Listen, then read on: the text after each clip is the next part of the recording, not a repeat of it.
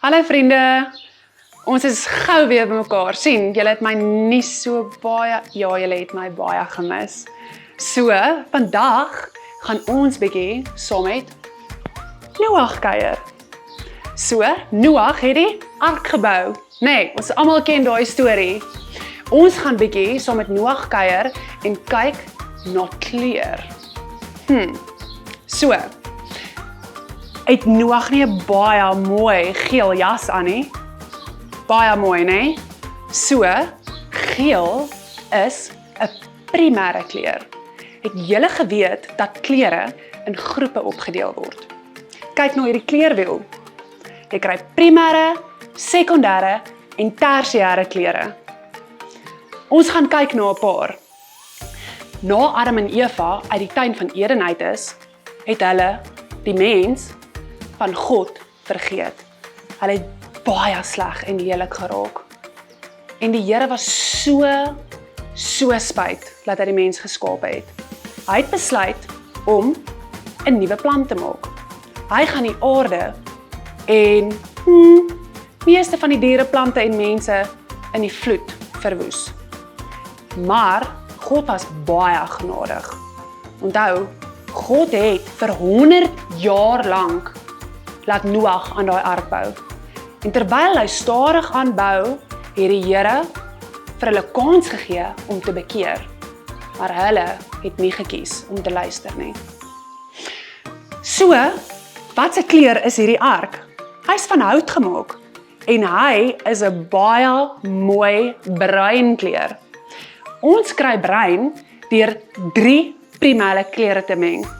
Daai primêre kleure is rooi, blou en geel. Dit is ons 3 primêre kleure. Goed, ons gaan bietjie kyk na al die diere wat in die ark ingeloop het. Ons sien klomp diere met die mooiste kleure. Voëls wat vlieg, mooi pers in hulle vere. Pers is 'n sekondêre kleur. En pers word gekry deur 2 primêre kleure te meng. Pers word gekry deur rooi en blou te meng. Goed, kom ons kyk nou nog 'n kleur. Wat se kleure sien julle nog? Yes, ons sien oranje. Oranje word ook gekry deur 2 primêre kleure te meng. Oranje kry ons deur rooi en geel te meng. So, toe die tyd reg was en God sy genade vir al die mense gegee het wat hom sou kies, het dit begin reën. So nou is Noag en die diere in die ark is mooi toe en dit reën vir 40 dae en 40 nagte totdat die hele aarde bedek is met blou water. Ja, ek weet, baie mense sal stry oor die eintlike kleur van die see. Blou is 'n primêre kleur. Nee, goed. So reën dit en dit hou op reën en vir maande gaan die tyd verby. Die waters begin toe sak in hulle plekke in die riviere in die see in damme in. En die water wat op die grond is, begin toe opdroog. Die ark kom tot rus op die berg Ararat. Noag en sy familie kom uit die ark uitgeloop, saam met al die diere wat hulle volg. En hulle sien 'n mooi reënboog. Wat? Kyk net hierdie mooi reënboog. Kan julle vir my sê, wat 'n klomp ander kleure sien julle? Ja?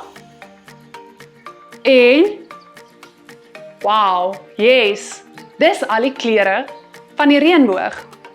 Goed, tersiêre kleure is die laaste groep wat ek met julle wil bespreek.